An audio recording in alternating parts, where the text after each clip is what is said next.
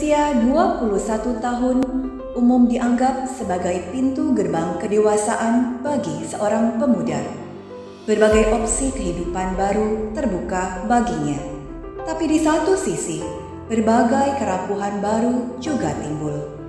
Tak lagi berada dalam perlindungan orang tua, usia 21 adalah momen pembuktian akan pendewasaan dan kemandirian. Tepat 9 September 2021, GKI Kelapa Cengkir menginjak usia 21 tahun yang disimbolkan dengan nikel, logam transisi dengan sifat keras serta ulet. Inilah yang kita butuhkan ketika dihadapkan pada rapuhnya kehidupan hari ini.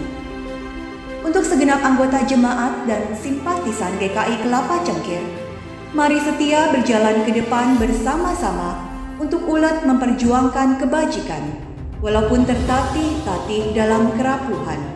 Kita akan menghayati bersama topik berjalan dalam kerapuhan dalam rangka HUT GKI Kelapa Cengkir yang ke-21 ini bersama Pendeta Joas Adi Prasetya pada 11 September pukul 16 sampai 17.30. Sampai bertemu di ruang Zoom.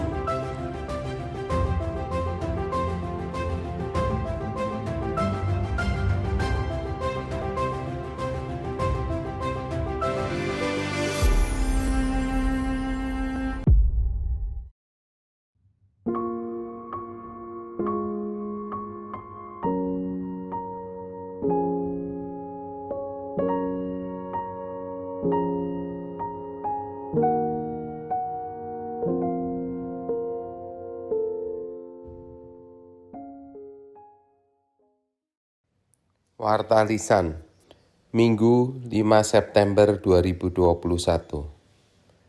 Saudara sekalian yang dikasihi Tuhan Yesus Kristus, selamat beribadah dalam kebaktian Minggu GKI Kelapa Cengkir yang diselenggarakan secara online. Warta lisan yang perlu diperhatikan sebagai berikut. Pemanggilan penatua pada pelayanan 2022-2025 dari 14 penatua yang ada pada saat ini, 3 orang akan mengakhiri masa pelayanan mereka sebagai penatua pada bulan Maret 2022. Untuk dapat meningkatkan dan mengembangkan persekutuan, kesaksian dan pelayanan jemaat GKI Kelapa Cengkir, maka diperlukan 2 penatua baru berusia di bawah 50 tahun dan 1 penatua baru di atas 50 tahun. Oleh karena itu, para anggota SIDI dimohon untuk mengusulkan nama-nama bakal calon penatua melalui email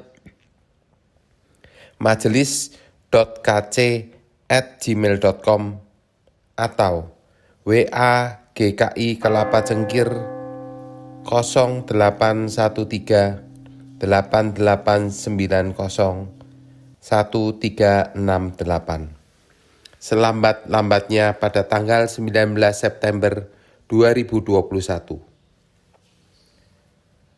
Katekisasi Baptis Dewasa SIDI. Pertemuan pertama kelas katekisasi Baptis Dewasa atau SIDI akan dilaksanakan pada hari ini, Minggu tanggal 5 September 2021 pukul 18 WIB melalui aplikasi Zoom. Pendaftaran melalui WA GKI Kelapa Cengkir di 0813 8890 1368. Perjamuan Kudus. Pada hari Minggu 12 September 2021, kita bersama-sama merayakan perjamuan kudus secara online atau daring. Untuk sementara waktu, majelis jemaat tidak melayankan perjamuan kudus di rumah atau di rumah sakit bagi anggota SIDI yang sudah uzur atau yang sedang sakit. Seminar Komisi Dewasa Muda. Komisi Dewasa Muda mengadakan seminar melalui aplikasi Zoom pada hari Sabtu tanggal 11 September 2021 mulai pukul 16 WIB dengan tema Berjalan dalam Kerapuhan. Dan pembicara Pendeta Joas Adi Prasetya. Mohon keikutsertaan jemaat sekalian. Demikian warta lisan yang dapat kami sampaikan. Kami sangat mengharapkan saudara sekalian dapat turut serta di dalam kegiatan yang dapat dibaca pada warta jemaat. Ibadah minggu pada hari ini, tanggal 5 September 2021, dilayani oleh Pendeta Winer Pananjaya dengan tema Ketabahan dalam Berharap.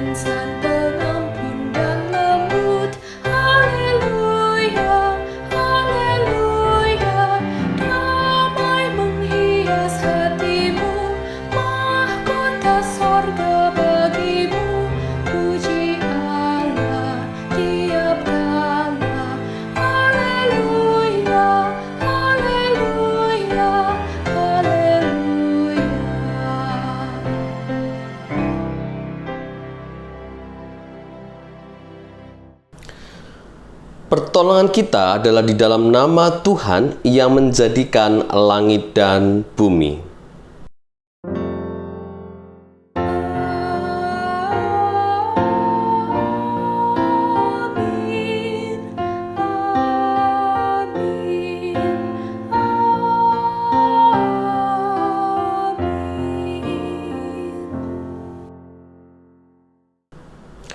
Kasih karunia dan damai sejahtera dari Allah Bapa dan dari Tuhan kita Yesus Kristus menyertai saudara. Dan menyertai saudara juga.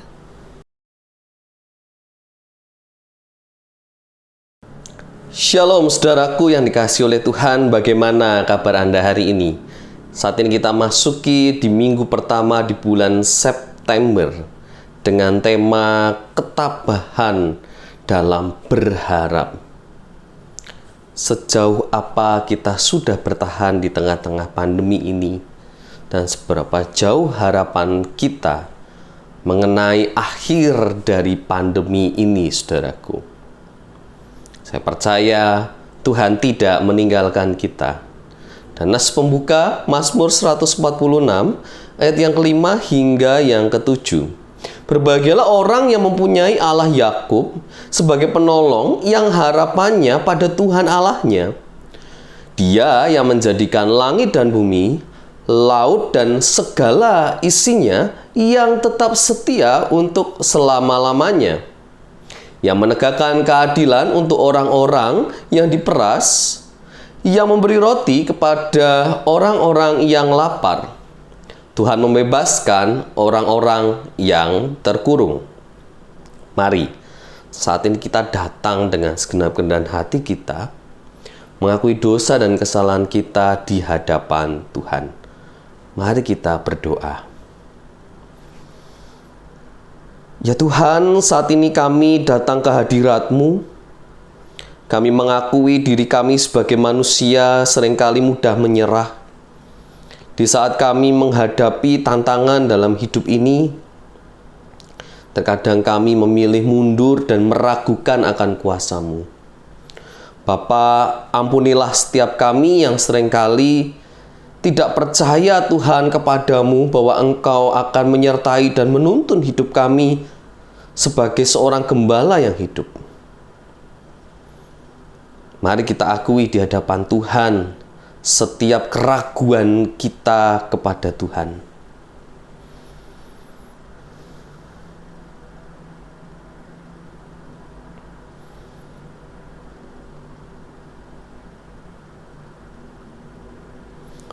Ya Tuhan, tetap tabah di tengah pandemi ini memang bukanlah hal yang mudah. Dan kami terkadang skeptis. Kami meragukan akan kuasa-Mu Tuhan. Namun nyatanya Engkau tidak meninggalkan kami dan terus menyertai kami. Dan kami pun bersyukur buat kesempatan pada hari ini kami dapat mengakuinya di hadapan-Mu.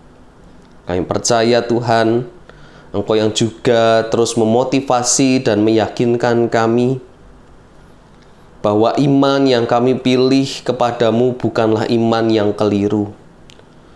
Kami percaya bahwa Engkau adalah Tuhan yang hidup di dalam kehidupan kami. Kami percaya juga Tuhan, Engkau yang mengampuni setiap dosa dan kesalahan kami. Terimalah Tuhan pengakuan dosa kami ini. Di dalam nama Tuhan Yesus Kristus kami berdoa. Amin.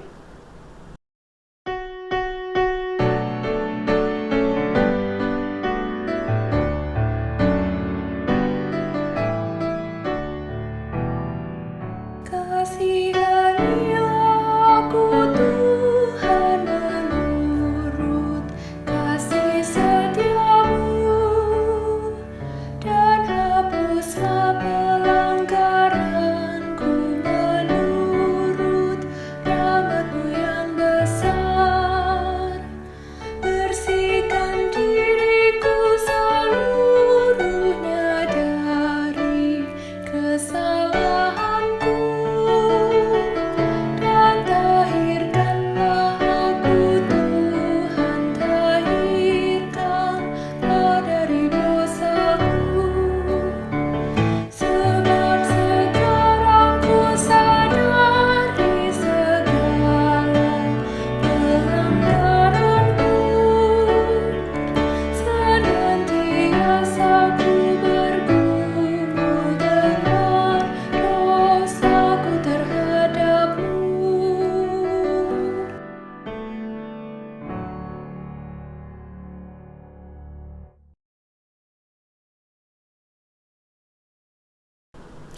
Kepada kita disampaikan berita anugerah yang terdapat dalam Yesaya 35 ayat yang keempat. Demikian, katakanlah kepada orang-orang yang tawar hati, kuatkanlah hati, janganlah takut. Lihatlah Allahmu akan datang dengan pembalasan dan dengan ganjaran Allah. Ia sendiri datang menyelamatkan kamu. Demikianlah berita anugerah dari Tuhan. Syukur kepada Allah.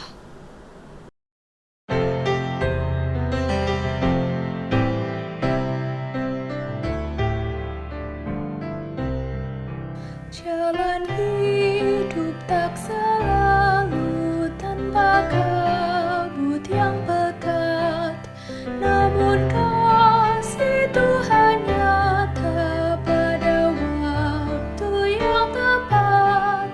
Mungkin langit tak terlihat oleh awan yang tebal, di atasnya membusur pelangi kasih yang kekal. Habis hujan tampak langit bagai janji yang teguh, di balik duka menanti pelangi kasih Tuhanmu.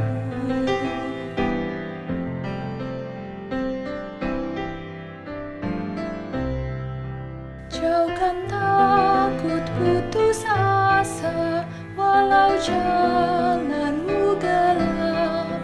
Berteguh kepercayaan dan langkahmu bertegap. Tuhan itu ada tanda kasih itulah penghiburmu. Di atas duka bercahaya pelangi kasih Tuhanmu. Habis hujan tampak pelangi bagai janji yang teguh. Di balik duka menanti pelangi kasih Tuhanmu.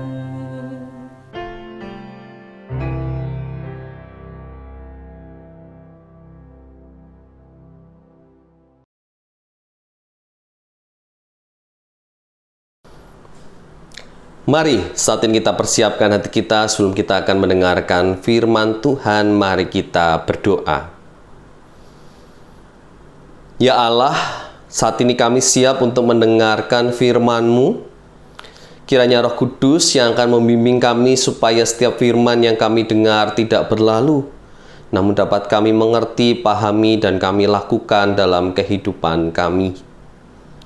Kami mau menyadari Tuhan bahwa setiap ketabahan yang sudah Engkau anugerahkan bagi kami, semua ada di dalam penyertaan-Mu juga. Jikalau kami masih bisa bertahan sampai hari ini, di tengah pandemi ini, semua juga karena Engkau ya Tuhan. Maka biarlah firman Tuhan yang akan meneguhkan kami, memperkuat iman kami, dan juga menjadi pondasi di dalam langkah kehidupan kami selanjutnya. Terima kasih Bapa buat kesempatan pada hari ini. Dan kami siap untuk mendengarkan firman-Mu. Di dalam nama Tuhan Yesus Kristus kami berdoa. Amin. Bacaan Alkitab dari Injil Yesus Kristus menurut Markus pasal yang ke-7 ayat 24 hingga 37. Lalu Yesus berangkat dari situ dan pergi ke daerah Tirus. Ia masuk ke sebuah rumah dan tidak mau bahwa ada orang yang mengetahuinya. Tetapi kedatangannya tidak dapat dirahasiakan.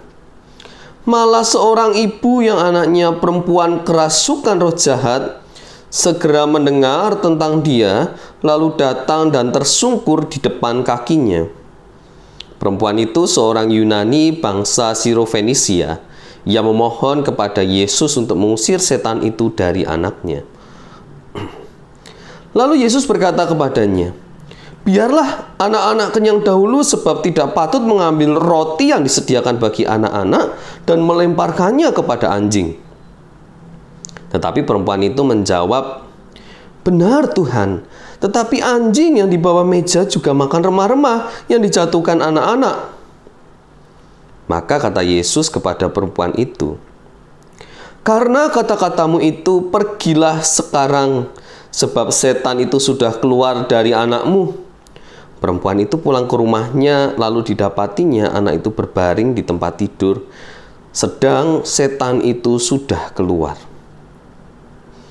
Kemudian Yesus meninggalkan pula daerah Tirus dan dengan melalui Sidon pergi ke Danau Galilea. Di tengah-tengah daerah Dekapolis, di situ orang membawa kepadanya seorang yang tuli dan yang gagap dan memohon kepadanya supaya ia meletakkan tangannya atas orang itu. Dan sesudah Yesus memisahkan dia dari orang banyak sehingga mereka sendirian, ia memasukkan jarinya ke telinga orang itu, lalu ia meludah dan meraba lidah orang itu. Kemudian sambil menengadah ke langit, Yesus menarik nafas dan berkata kepadanya, "Ephata," artinya terbukalah. Maka terbukalah telinga orang itu, dan seketika itu terlepas pulalah pengikat lidahnya. Lalu ia berkata-kata dengan baik.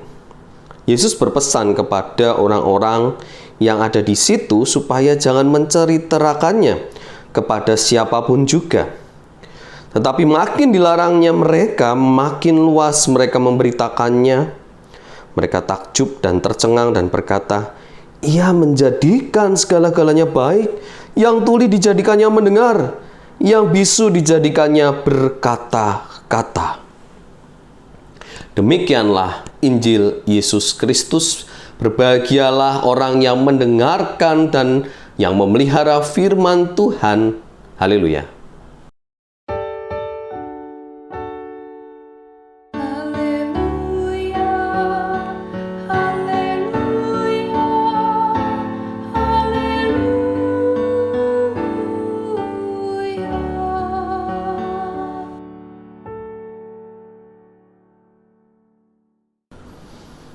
Saudaraku yang terkasih di dalam Tuhan kita Yesus Kristus, tema hari ini sebenarnya sedang dan sudah kita jalani. Ketabahan dalam berharap. 2,5 tahun sudah kita melewati pandemi COVID-19. Kurang tabah apa? Dan kita berharap pandemi ini segera berlalu. Kita berharap masa-masa yang susah ini segera berlalu. Secara tidak langsung, bukankah kita sudah ditempa? Ketabahan kita ini sudah semakin kuat dibentuk. Karena ada keterbatasan-keterbatasan yang harus kita alami. Ada penyesuaian yang begitu cepat yang harus kita lakukan, dan segala protokol kesehatan yang selama ini coba kita lakukan dengan sebaik mungkin supaya kita tidak terpapar COVID-19, supaya kita juga tidak menularkan kepada orang lain. Kita sudah berusaha tabah, khususnya di tengah-tengah pandemi ini. Kamus Besar Bahasa Indonesia mencatat kata tabah itu berarti tetap dan kuat hati. Bagaimana yang namanya ketabahan itu mempunyai ketahanan. Bagaimana tabah itu punya konsisten dan ketetapan. Nah, kita pelan-pelan ditempa di tengah pandemi ini. Menjadi pribadi, punya mental yang memiliki ketabahan. Saya rasa itu salah satu hikmah yang baik di tengah pandemi ini.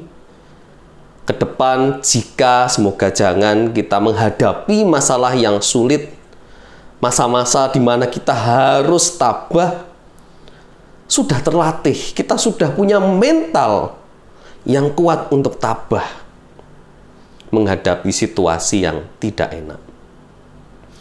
Di Alkitab sendiri, saudaraku, meski di teks kita pada hari ini tidak ada kata tabah, tapi di Alkitab ada satu kata tabah yang dalam bahasa aslinya adalah hupomone, yang cukup terkenal karena muncul hingga 31 kali di Alkitab. Apa artinya hupomone? Hupomone adalah kemampuan untuk bertahan pada suatu posisi melampaui batas waktu yang diharapkan. Jadi kemampuan bertahan yang terus-menerus melampaui batasan waktu yang diharapkan. Dan itulah menurut saya ketabahan, definisi ketabahan menurut Alkitab yang tepat, hupomone, saudaraku. Gambarannya mungkin tidak terlalu rumit kalau kita penggemar sepak bola atau cabang olahraga lainnya dengan sistem tim, ya, futsal, basket, dan segala macam voli, sepak bola. Nah, kita akan melihat betapa pentingnya yang namanya bertahan. Karena ternyata yang namanya bertahan adalah salah satu bentuk cara penyerangan yang cukup efektif. Dengan bertahan, kita mempertahankan daerah, kita mempertahankan area, dan juga mempertahankan dari serangan lawan yang ada. Tapi kita juga punya kesempatan untuk melakukan serangan balik, ya. Bahasanya di sepak bola adalah counter attack. Tapi bertahan bukan berarti mengalah. Bertahan bukan berarti kalah. Bertahan adalah salah satu sistem formasi yang digunakan supaya kita justru bisa memenangkan pertarungan ini, atau olahraga ini, atau pertandingan ini. Nah, saudaraku, kita saat ini juga sedang bertahan di tengah-tengah pandemi ini. Hupomone. Saya rasa perempuan Sirofenisia dan juga seorang yang mengalami bisu tuli dari Dekapolis juga sedang bertahan. Bertahan dari apa? Diskriminasi sosial saya rasa paling kuat, saudara. Karena mereka mengalami sebagai perempuan, di nomor 2 kan, beberapa penafsir juga mengatakan perempuan Sirofenisia ini seorang janda. Karena nggak ada suaminya yang mendampingi di saat anaknya sedang kerasukan setan dan mencari bantuan kemana-mana. Begitu juga dengan seorang yang mengalami bisu tuli di Dekapolis. Secara fisik, dia seorang disabilitas dan memiliki keterbatasan akses untuk pergi kemana-mana, termasuk akses untuk bekerja dan mendapatkan hak hidup yang sama seperti yang lain. Kalau kita membaca di Alkitab, orang-orang yang mengalami sakit penyakit cenderung disingkirkan oleh masyarakat. Kusta misalnya harus tinggal di pinggir kota, gak boleh masuk ke area bait suci yang lebih dalam, ada batasnya. Diskriminasi dialami bertahun-tahun, keterbatasan sosial dialami bertahun-tahun. Perempuan Sirofenisia dan juga seorang bisu tuli dari Dekapolis berjuang mengalami ketabahan itu di dalam setiap kehidupan yang tidak mudah yang dialaminya. Nah, saudaraku, Yesus sebetulnya sangat memahami perjuangan dan ketabahan kita. Ini poin yang pertama dari firman Tuhan pada hari ini, bahwa Yesus itu merasakan betul dan tahu betul setiap perjuangan dan ketabahan kita. Di saat kita berusaha sabar, kita berusaha mengendalikan diri kita, menahan emosi, menahan diri kita. Yesus tahu perjuangan itu. Yesus merasakan di saat ada tekanan-tekanan, penganiayaan, diskriminasi yang juga kita alami. Dan salah satu ayat yang cukup populer di bacaan kita hari ini ada di ayat 27. Lalu Yesus berkata kepadanya, biarlah anak-anak kenyang dahulu, sebab tidak patut mengambil roti yang disediakan bagi anak-anak dan melemparkannya kepada anjing.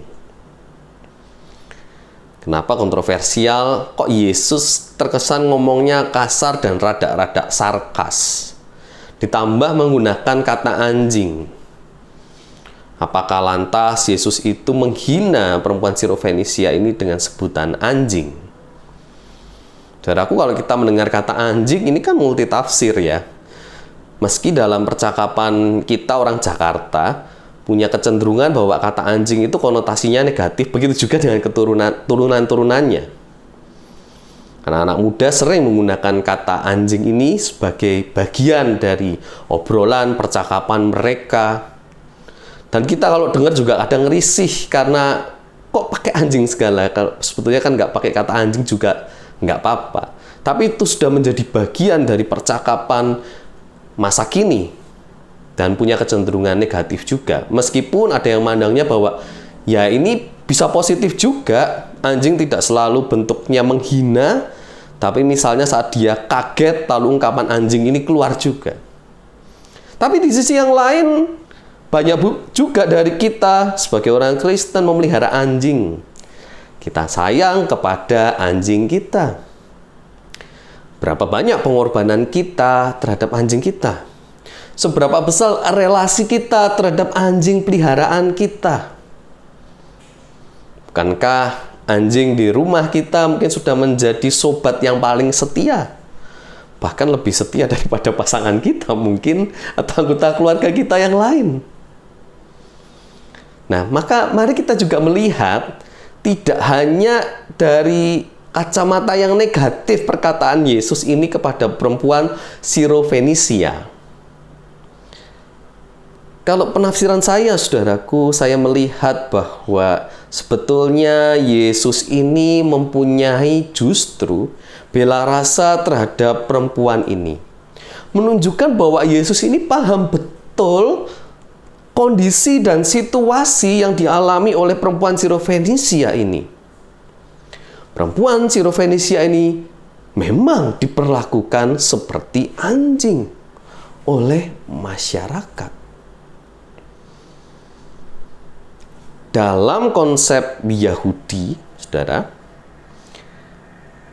orang kafir, orang non-Yahudi itu sering disebut anjing. Kelompok yang tidak mendapatkan janji keselamatan Allah. Di luar, outsider. Itulah anjing menurut orang Yahudi. Nah, sehingga banyak penafsir ada di sini. Menafsirkan bahwa anak-anak itu adalah orang Yahudi, lalu anjing ini adalah orang-orang non-Yahudi, termasuk perempuan Sirofenisia ini. Nah, ada bagian yang cukup menarik.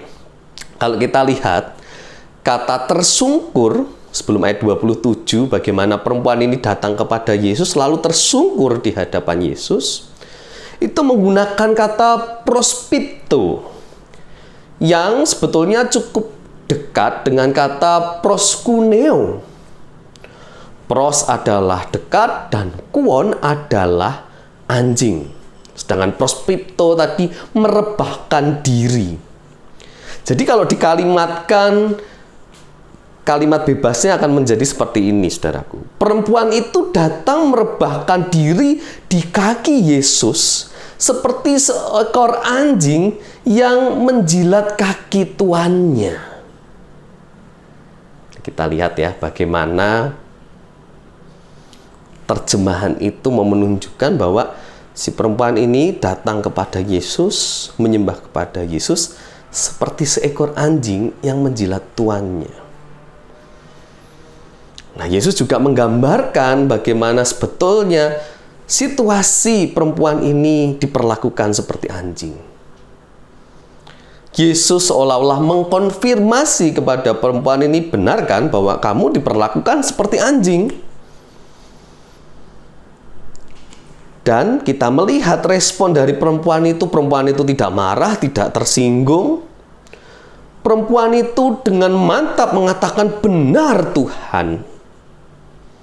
Mengiyakan situasi dan kondisi yang dialami. Kita lihat bagaimana Yesus memahami situasi dan kondisi seseorang tanpa seseorang itu menceritakannya terlebih dahulu. Yesus sudah bisa merasakannya. Itu karena salah satu karakter Yesus memiliki bela rasa, atau yang cukup terkenal dalam bahasa Inggris adalah compassion. Yesus tahu betul, merasakan betul, dan Yesus tidak tinggal diam di situ. Jadi Yesus tidak melecehkan, tidak merendahkan di situ. Mungkin ada singgungan sarkas sedikit, tapi sebetulnya bukan mengarah kepada perempuan itu. Bisa saja kata-kata Yesus ini justru mengarah kepada para muridnya, yang notabene adalah orang Yahudi dan mengikutinya. Dan kata-kata ini diucapkan, itu harusnya lebih kena lagi kepada orang-orang Yahudi yang mengikutinya. Dan yang luar biasa adalah respon dari perempuan ini di saat dia mengatakan, ya Tuhan, bagaimanapun remah-remah itu pun berharga, dan remah-remah yang jatuh itu pun tidak masalah bagi saya. It's okay. Itu pun lebih dari cukup.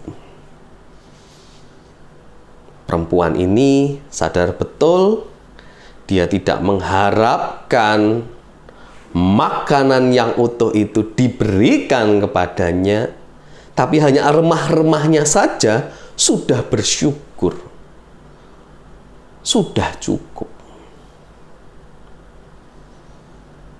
Disinilah sebetulnya statement iman yang sangat kuat muncul dari seorang perempuan Sirofenisia. Kenapa begitu? Karena kita lihat kondisi statusnya dia yang sebagai outsider, dia yang bukan menjadi orang Yahudi, tetapi punya keyakinan, punya ketabahan yang sedemikian bulat kepada Tuhan. Kekuatan iman inilah yang disorot, yang dilihat oleh Yesus jauh lebih penting daripada statusnya, latar belakangnya. Keyakinannya kepada Yesus Kristus sebagai juru selamat itulah itu yang diapresiasi oleh Yesus. Sehingga Yesus tidak lagi memberikan remah-remah, tetapi memberikan main course-nya, makanan utamanya kepada perempuan itu.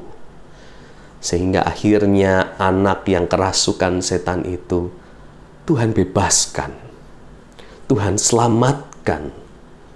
Dengan diusirnya setan itu dari tubuh anak perempuan Sirofenisia ini, maka saya percaya kehidupan sosialnya juga mengalami pemulihan. Kita lihat bahwa ternyata Tuhan lebih melihat iman kita, lebih melihat hati kita, bukan status.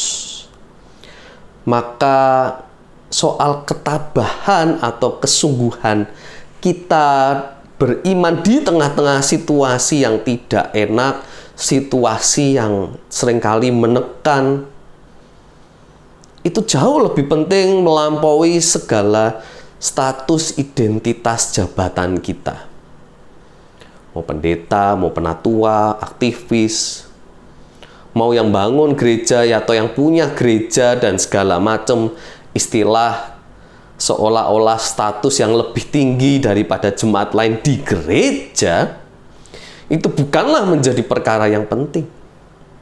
Mau orang Yahudi, mau orang non-Yahudi, mau dia ahli Taurat atau orang Farisi, Yesus melihat lebih dalam dari sekedar pernak-pernik status. Yesus melihat iman seseorang dalam meyakini dirinya. Sejauh apa orang ini percaya. Bahkan notabene para murid yang mengikuti Yesus bisa dikatakan belum bisa dapat sepadan dengan perempuan Sirofenisia ini. Padahal perempuan Sirofenisia ini baru ketemu dengan Yesus. Tapi bagaimana keyakinan dan kekuatan iman dari perempuan ini, itulah yang akhirnya mencelikkan. Ya, harusnya para murid di saat melihat respon perempuan dan respon Yesus, mereka sadar bahwa ternyata bukan soal status. Dan kalau kita perhatikan, saudaraku, Yesus ini sedang melakukan tur pelayanan ke daerah yang memang mayoritas adalah non-Yahudi. Daerah Tirus di utara, Galilea, Sidon. Lalu dia beranjak melewati Danau Galilea ke arah selatan, rada timur sedikit, daerah Dekapolis. Itu area non-Yahudi. Yesus hadir di sana. Oh, tentu bukan sekedar iseng, bukan sekedar buang waktu. Yesus punya misi dan mau menyatakan kepada kita secara jelas, termasuk pada para murid, bahwa kerajaan Allah juga berlaku bagi semua orang, bangsa-bangsa lain termasuk yang non-Yahudi. Sekali lagi saudaraku, Yesus melihat kedalaman iman kita, bukan sekedar status kita. Kita lihat juga, saudaraku, bagaimana anjing dan juga ludah. Dua hal yang menurut kita negatif. Kita bisa katakan dua hal ini menjijikan mungkin. Kita nggak mau juga diludahi orang. Dan kita selalu mengingatkan anak kita, itu nggak sopan mainan ludah, meludah sembarangan. Tapi kita lihat bagaimana Yesus menggunakan simbol kehinaan ini, termasuk anjing, yang bagi orang Yahudi, anjing itu najis. Nggak ada ceritanya dalam rumah orang Yahudi memelihara anjing atau anjing itu makan di bawah meja, nggak ada. Itu kultur Yunani, kultur non-Yahudi. Tetapi kedua hal ini menjadi tanda penyembuhan ilahi yang Yesus lakukan. Dari sini kita dapat belajar, saudaraku, bahwa ketika kepedulian Tuhan itu hadir, maka yang hina menjadi mulia. Tuhan pakai ludah untuk menyembuhkan. Nothing menjadi something. Nobody menjadi somebody. Maka kita bisa melihat bahwa Yesus ternyata memakai berbagai macam cara yang mungkin di luar nalar, di luar ekspektasi kita. Dia pakai untuk menyembuhkan, untuk menyelesaikan masalah yang ada, dan memberikan pengharapan bagi setiap kita yang mungkin saat ini sedang menghadapi pandemi ataupun hal-hal lain yang membuat kita harus benar-benar tabah di tengah-tengah situasi tersebut. Saya percaya Yesus hadir, sedang mengerjakan juga di dalam diri kita, dalam hidup kita. Yesus tahu benar rasanya seperti apa. Yesus melakukan sesuatu bagi kita. Pertanyaannya adalah, seberapa besar keyakinan iman kita kepada Yesus Kristus? Itu satu poin yang harus kita perhatikan. Apakah kita percaya bahwa di dalam Tuhan kita dapat melewati masa-masa ini? Saya melihat beberapa minggu ini nampaknya ada progres yang baik. Kurva COVID-19 semakin turun, itu memberikan harapan yang baik. Semoga ke depan sekolah sudah mulai bisa onsite, kita beribadah sudah mulai bisa onsite kembali. Situasi semakin membaik, kita sudah melewati masa-masa kritis. Kita kehilangan orang-orang yang kita sayangi. Namun kita melihat ke depan, situasi semakin baik. Mari kita bersabar. Sedikit lagi, kita tabah sebentar lagi. Kita akan bisa melalui ini semua bersama-sama. Dan semua itu karena pertolongan Tuhan. Ada seseorang yang bernama Bob Willen, asal Amerika Serikat. Tahun 1986 dia mengikuti maraton di New York dengan jarak 42 km. Dan dia selesai dalam waktu 4 hari, 2 jam, 47 menit, dan 17 detik. Tentu itu waktu yang cukup lama, tapi lihatlah kondisi Bob Willen.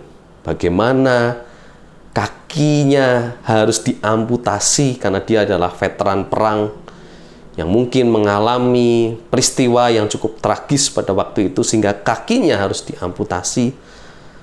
Tapi seorang Bob Willen mampu menyelesaikan maraton yang mungkin bagi kita yang masih memiliki 2 kaki dan bisa berlari, mungkin kita nggak mau mengikutinya, kita memilih untuk mundur, kita sudah menyerah di tengah jalan, tapi Bob Willen memilih untuk menyelesaikannya. Mari kita lihat bagaimana Bob Willen itu menjalani maraton itu.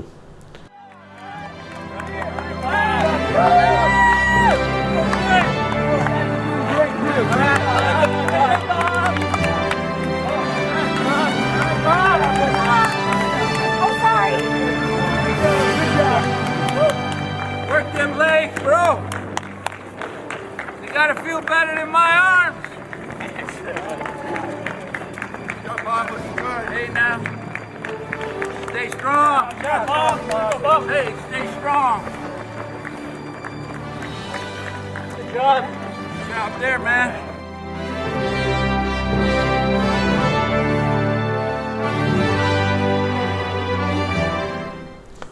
Saudaraku, setelah Bob Willen menyelesaikan dengan susah payah maratonnya, dan wartawan bertanya-tanya apa yang menjadi rahasia Bob Willen, Apa yang membuat Bob Willen itu bisa menyelesaikan maratonnya ternyata bicara soal ketabahan juga.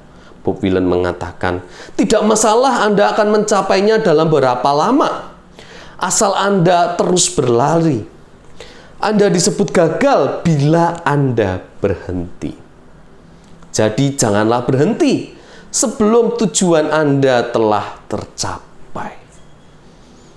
Bob Willen punya ketabahan dalam berharap.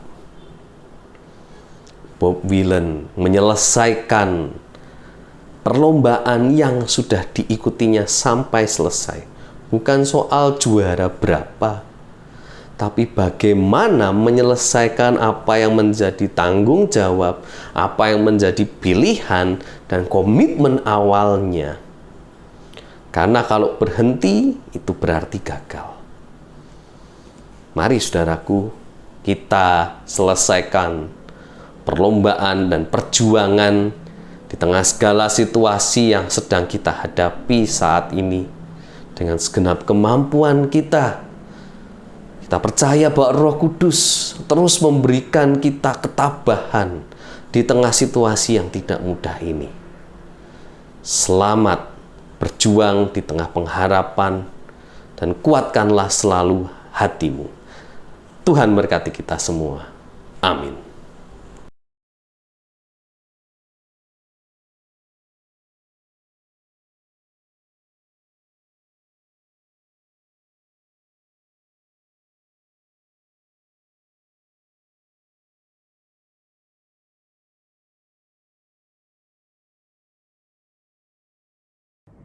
Aku percaya kepada Allah, Bapa yang Maha Kuasa, Khalik langit dan bumi, dan kepada Yesus Kristus, anaknya yang tunggal Tuhan kita, yang dikandung dari Roh Kudus, lahir dari anak darah Maria, yang menderita sengsara di bawah pemerintahan Pontius Pilatus, disalibkan, mati dan dikuburkan, turun ke dalam kerajaan maut.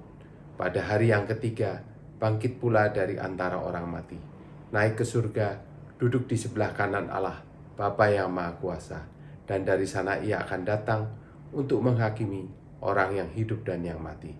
Aku percaya pada Roh Kudus, gereja yang kudus dan am, persekutuan orang kudus, pengampunan dosa, kebangkitan orang mati, dan hidup yang kekal. Amin.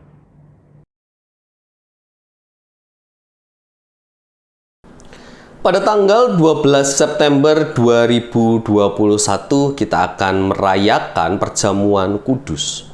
Untuk menyambut perayaan itu, mari kita mempersiapkan diri dengan memeriksa diri kita masing-masing. Pada perjamuan terakhir, Kristus meminta kita merayakan perjamuan kudus. Untuk mengenangnya, mengenang Kristus berarti mengalami kehadirannya dalam hidup sehari-hari dan menyadari bahwa Kristus telah berkorban demi keselamatan kita.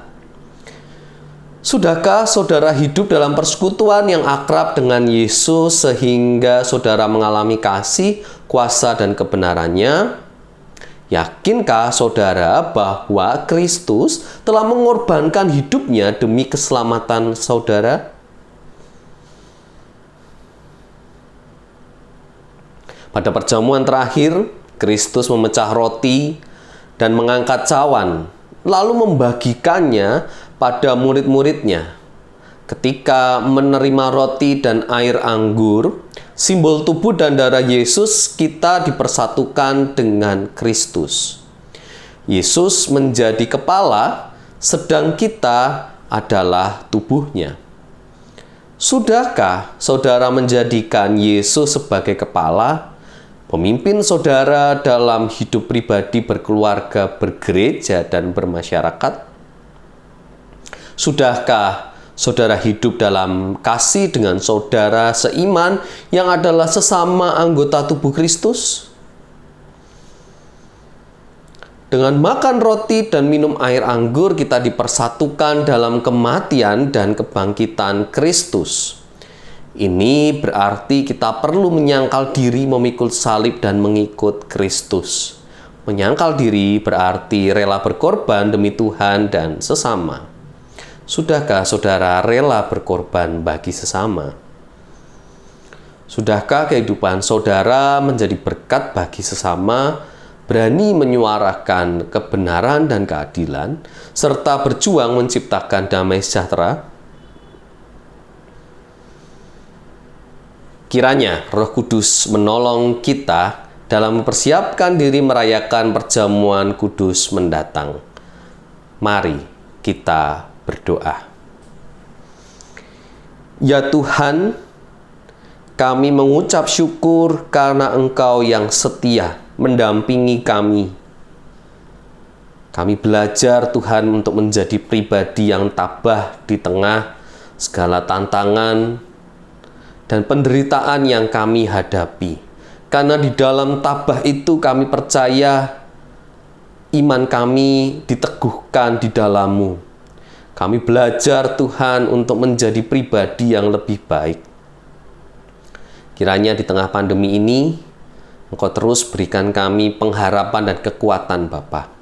Kami berdoa bagi setiap kebijakan yang dilaksanakan dan diputuskan oleh pemerintah, kiranya dapat dipertimbangkan dengan masak dan dapat disosialisasikan dengan baik. Kami juga berdoa kiranya pandemi ini dapat segera berlalu. Terkhusus bagi anak-anak kami yang sangat merindukan untuk dapat bersekolah on-site, bertemu dengan teman-temannya, menjalin kehidupan sosial kembali bersama dengan teman-temannya.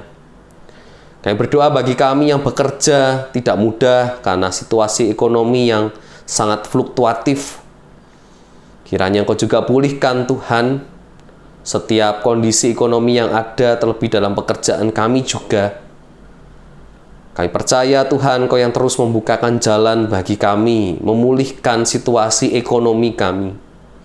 Kami yang juga berdoa bagi relasi di dalam keluarga kami. Engkau berikan damai sejahtera dan juga cinta kasih. Terlebih juga setiap kami yang saat ini sedang isolasi mandiri, kami yang mungkin sedang dirawat di rumah sakit karena COVID-19, berikanlah pemulihan. Engkau pakai obat-obatan, Engkau pakai tenaga medis yang ada sebagai perpanjangan tangan-Mu ya Tuhan untuk menyembuhkan dan memulihkan. Kami juga berdoa bagi setiap kami yang merindukan akan pasangan hidup. Kami yang merindukan juga untuk memiliki anak. Tuhan, kami percaya Engkau yang memberikan yang terbaik. Kami percaya Tuhan, Engkau juga membukakan hati kami supaya kami dapat menerima sesama kami dan memahaminya.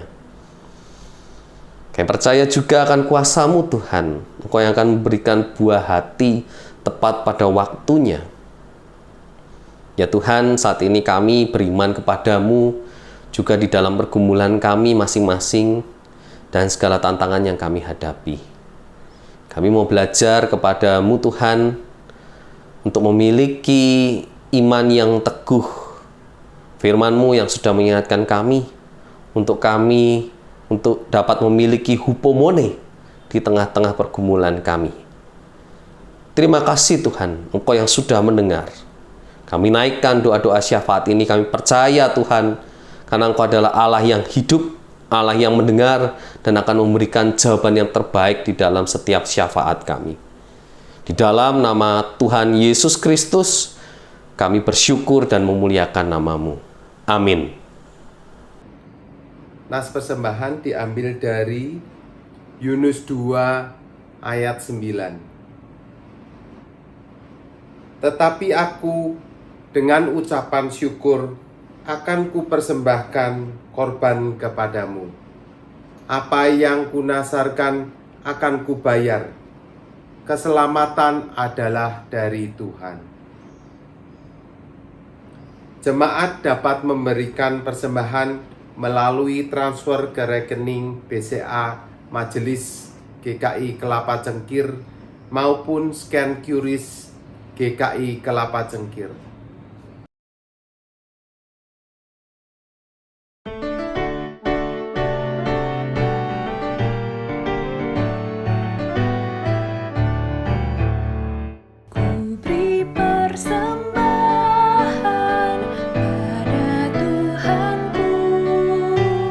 Sambil puji Yesus, Juru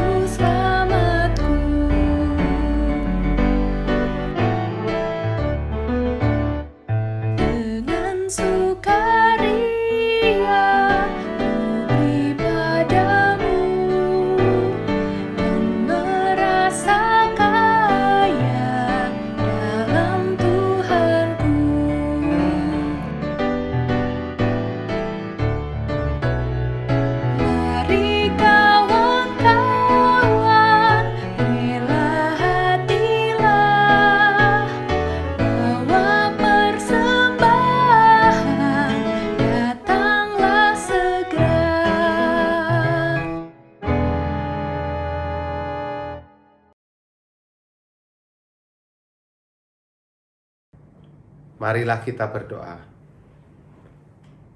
Allah Bapa kami, terima kasih atas semua berkat-berkat-Mu atas kami. Terima kasih Kau berikan kami waktu pada hari ini, kami untuk memberikan persembahan syukur kepadamu. Terima kasih Tuhan, ajar kami untuk dapat mempersembahkan dengan hati yang tulus dan gembira. Kami berdoa bagi para pengelola persembahan ini, agar persembahan ini dapat disalurkan untuk pelebaran kerajaan-Mu. Terima kasih ya Tuhan, kami panjatkan doa ini hanya ke dalam tangan-Mu saja. Amin.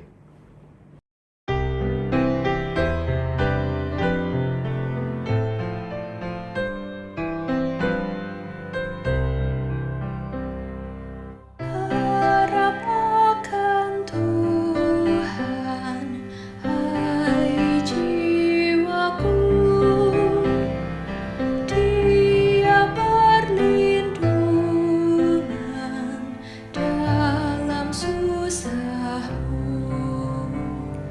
Jangan resah, tabah berserah, karena habis malam pagi berkah. Dalam derita dan kemelut, Tuhan yang setia menolongmu.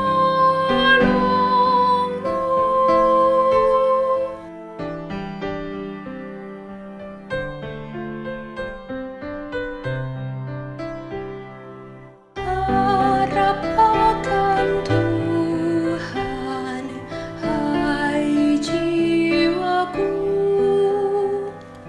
Dia perlindungan dalam susahmu. Jalan sedih nanti berhenti. Yesus memberikan hidup abadi. Habis derita di dunia, purna sukacita. Haleluya.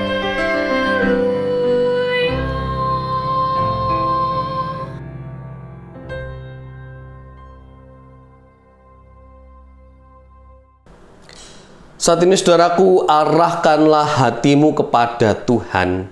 Kami mengarahkan hati kami kepada Tuhan. Jadilah saksi Kristus. Syukur kepada Allah, Terpujilah Tuhan kini dan selamanya. dan terimalah berkat dari Tuhan. Tuhan memberkati engkau dan melindungi engkau. Tuhan menyinari engkau dengan wajah-Nya dan memberi engkau kasih karunia. Tuhan menghadapkan wajah-Nya kepadamu dan memberi engkau damai sejahtera.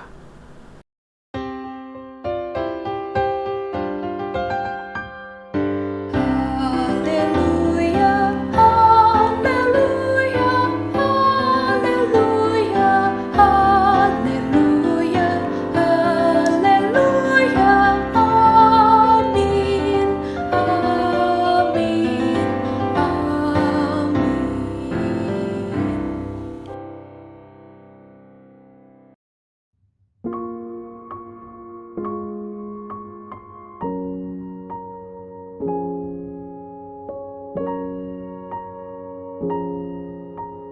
amin.